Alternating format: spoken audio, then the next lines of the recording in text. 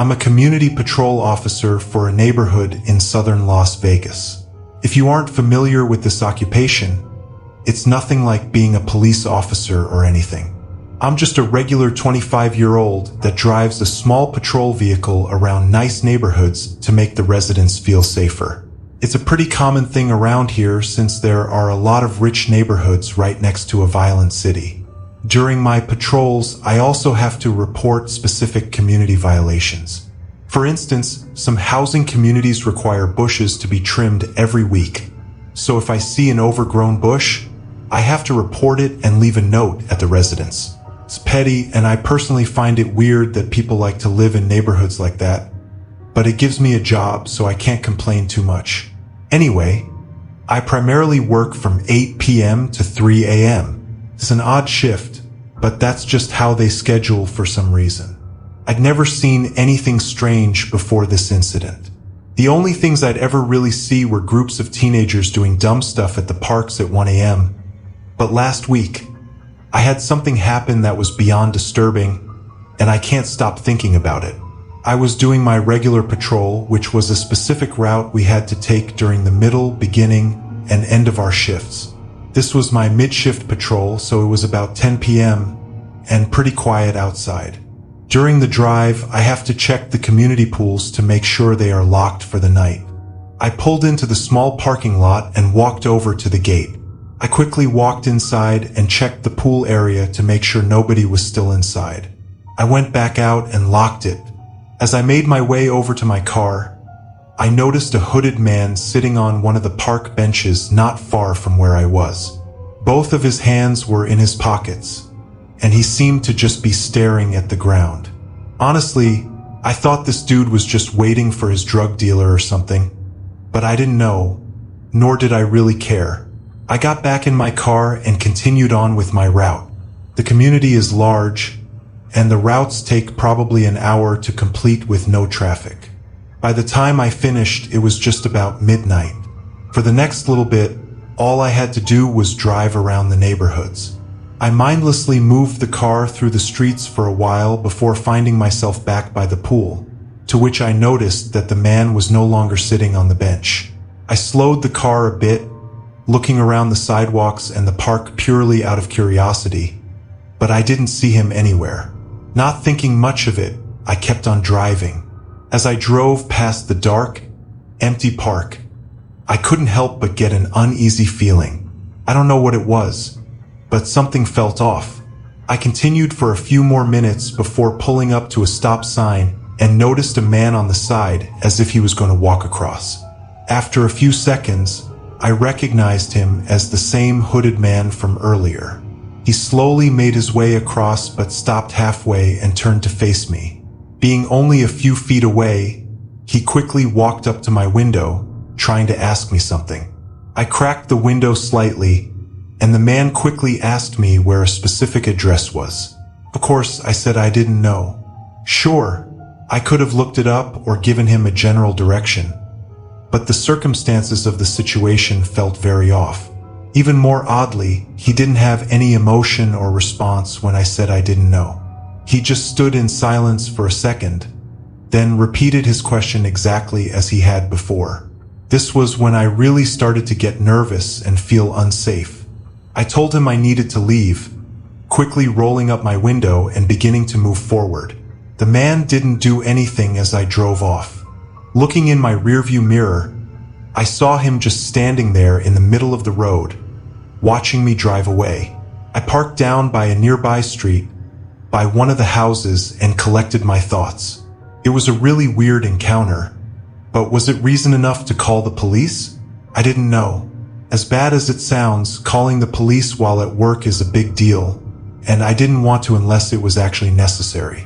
The big question that kept coming up in my mind, though, was why was he looking for that address?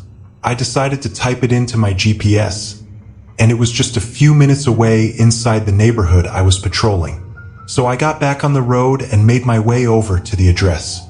When I arrived, it seemed like every other ordinary house at 1 a.m. All the lights were off and nobody was outside. I parked on the other side of the street and waited for a bit. Not even 30 seconds later, the hooded man came into sight, walking down the sidewalk toward the house. I watched from my car as he walked up their driveway and up to their front door. He knocked a few times, then waited for a while before knocking again. Almost a whole minute went by before someone answered the door. The hooded man slammed his body into the homeowner and fought his way inside the home. I was in shock, seeing something like this for the first time happening right in front of me. I controlled myself as soon as I could and called the police. As I sat waiting in fear, I didn't see any movement for 2 or 3 minutes. I debated with myself whether or not to go in and try to help the homeowner. Honestly, though, I was terrified and didn't want to make an already horrible situation even worse, so I stayed in my car. Suddenly, the front door moved a little, then swung open abruptly, followed by the hooded man sprinting out and running off down the street. The police didn't arrive until almost 10 minutes later. I don't know what took so long. I'm sure it wasn't anyone's fault, but part of me was furious. By then, the man was long gone, and the homeowner was laying inside, having been beaten so badly that he was unconscious. Over the next few days, more unfortunate information came in. The homeowner didn't recognize the man from anywhere and barely even remembered the situation. But the guy also didn't steal anything from his house.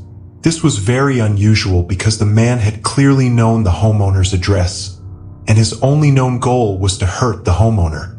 Thus, it didn't make much sense for the suspect not to be someone he knew. The whole thing was very strange, and it still makes me feel uneasy. It's only been a week since this happened, though, so hopefully, more information comes up and the hooded man gets caught.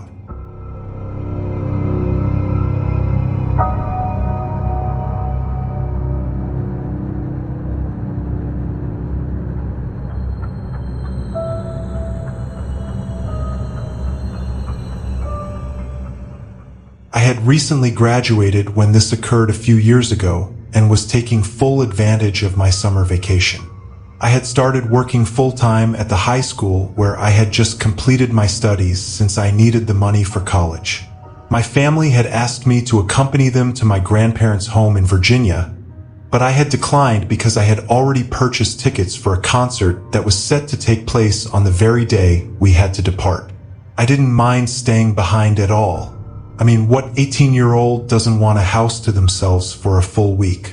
Furthermore, I had no concerns that my neighbors would complain about any parties or cause me any kind of inconvenience because most of them were gone as well. That day, I had a strong craving for fried chicken, which took me out of the house. On my way back, there was an accident on the main road causing a long line of traffic. So, I decided to take a shortcut, relying solely on Google Maps to get me home. As I passed the mechanic shop along the route, I noticed a light turn on. It was another car, but this car had only one functional headlight, which was really strange. I distinctly recall finding it odd that this automobile abruptly turned on its light as I was passing, and I was even more alarmed when it pulled out and began following me. However, I have a tendency to be paranoid, often wondering if someone is watching me or has malicious intentions. I dismissed the thought as a weird coincidence and moved on. But as I got closer to my neighborhood, I realized that the car was still following me, which started to freak me out even more. My fear was amplified by the fact that I was low on gas. At this point, I had two choices: either turn around and drive home with the strange car following me, or drive around and see if it continued to follow. Driving around, though, seemed like a dangerous option because I wasn't sure what I would do if my car ran out of fuel, leaving me stranded with this creep. I reasoned that it would be better to take a chance in a familiar setting rather than on the side of a lonely, dusky country road. Once this was decided, I pulled onto my street and felt my heart drop as the car with one headlight turned directly behind me. At this moment, I thought I was doomed. I started pulling into my driveway because there was nothing else I could do, and to my absolute horror, they started to follow me up. Looking back, I believe I should have called the police, but at the time, I was so wrapped up in my thoughts that the idea never even crossed my mind. I might have called my dad, who would have grabbed his rifle if he was home, but he and the rest of the family were 12 hours away. When I stopped and put my car in reverse, the car following me did the same. They also came to a stop at the bottom of the driveway, blocking my way out. I tried moving forward again, but the pattern just repeated. I drove, they followed. I reversed, and they blocked my exit over and over again a couple of times. Finally, I hurriedly pulled further up the driveway and swung my car around to confront them. They had already covered more than half of my driveway by this point. I was scared, alone, and furious. I opened the car door and stepped out with my small pocket knife firmly in my right hand, my headlights shining directly into their face. Since I've always been naturally paranoid, as I mentioned before, I used to keep a small knife between my seat and the car door. I shouted at them, holding the knife out, hoping that they would panic. I think they might have believed I was a girl or weak, or maybe they hadn't expected me to react so aggressively. They backed out of my driveway gradually and slowly made their way down the street, but then they parked their car by a neighbor's house down the road. Through the darkness, I could see someone get out. It was at this point that I began to think more clearly. I quickly ran inside and called the police. Afterward, I went to the front window, looking out at the dark neighborhood streets, but I couldn't see any movement. My adrenaline was fading, and I began to panic even more than I had in the driveway. Just then, I heard footsteps running around the outside of my house, followed by a nearby window shaking as someone tried to forcefully open it. Terrified and panicking, the man continued to run around the house, testing every door and window, trying to get inside. I knew I had locked everything, but I was still worried he might find a way to break in. I ran upstairs, locked myself in the bedroom, and called 911 again to ask for an update. I was relieved to hear that they were already in the neighborhood, less than a minute away. As the man began banging on the front door, yelling for me to open it, 2 cop cars pulled into the driveway just in time. Surprisingly, the man didn't run. I watched through the windows as the officers put him in cuffs. Then I made my way outside to meet them. The man was trying to convince one of the cops that he wasn't doing anything wrong, but of course they weren't buying it. Long story short, it turned out the man was heavily under the influence of both drugs and alcohol at the time. He never explained what his intentions were for following me or trying to break into my house, but given his state, it couldn't have been good. Luckily, I don't have to worry about seeing him again for a long time.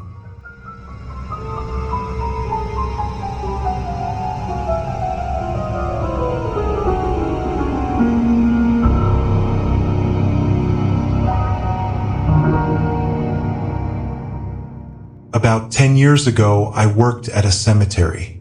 The money was good and it was relatively easy. All I really had to do was drive around in my truck and make sure no kids were causing trouble. Every night was exactly the same, and by then, I had already gotten used to the creepy nature of the job. After a normal night of work, I got off around 6 a.m. and headed home. I didn't usually go to bed until around 11 or so, and while I was getting ready at 10:30, I got a call from my boss. He asked me if I had seen anything last night, and I said no because I hadn't. He then told me that a grave had been defaced. I swore I didn't see anything, especially not some group of kids, who are typically the culprits. Anyways, he asked me if I could come back and help him clean it, and I agreed, of course, because I kind of felt like it was my fault. When I got there, I realized I had underestimated how horrible the writings on the grave had been.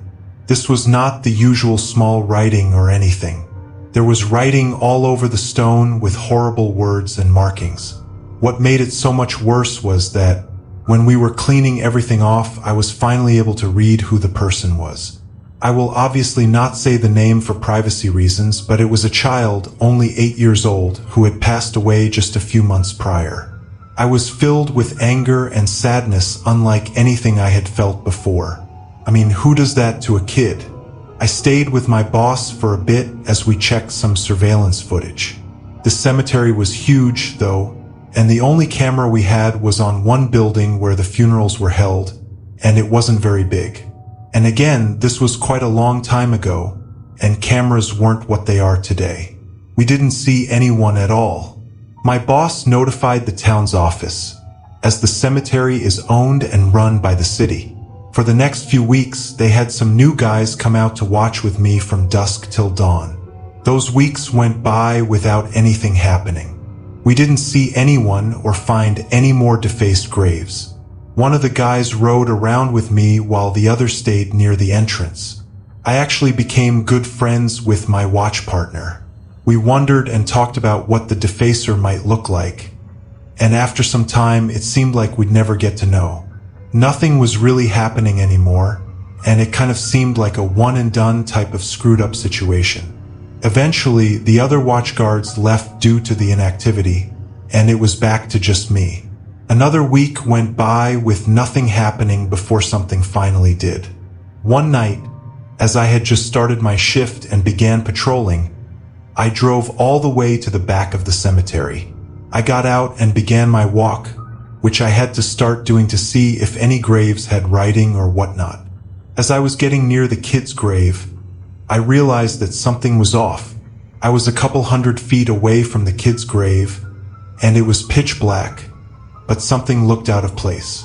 I stared in that direction for a whole 30 seconds, getting a little creeped out even then. I started walking closer, shining my dim flashlight all around the area. Once I was just 100 feet away, I shined my flashlight again at the kid's grave. The light barely reached that far, and in the dim, foggy darkness, I could see a black figure laying on the ground, completely still, next to the grave.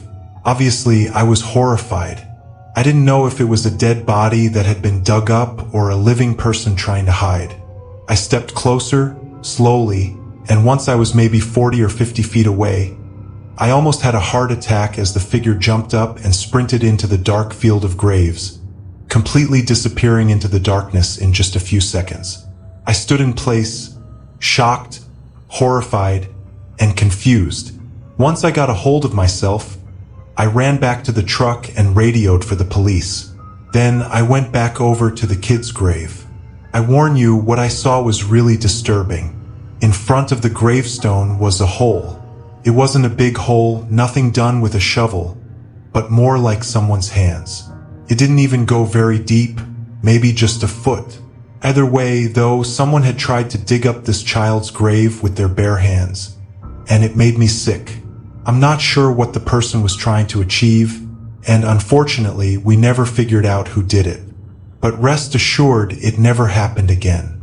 The town hired 2 new people permanently, and one of us always kept watch over that grave specifically, while the other 2 scouted the area. The city also had more people on watch throughout the day as well. To this day, that's been by far the worst thing I've seen while doing graveyard work. No ghosts, no creatures, just horrible human beings.